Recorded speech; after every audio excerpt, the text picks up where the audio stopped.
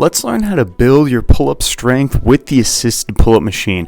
For most individuals, I would start with the weight pin rightly in the middle if you're average weight and if you're average strength, which most people starting out at the gym, that's where you're at.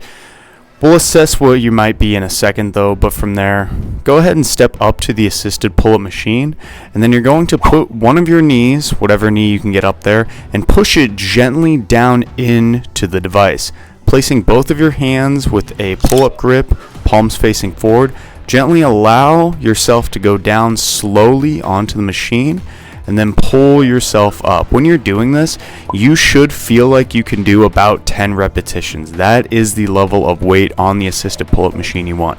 Then you're going to gently bring your leg up, step down onto the side of that platform as you show there, and then I'm going to show you what it'll look like with too much weight. Look at this. I'm basically moon gliding. I can do this with one arm. So that is not the level you want it at. And here's not enough weight.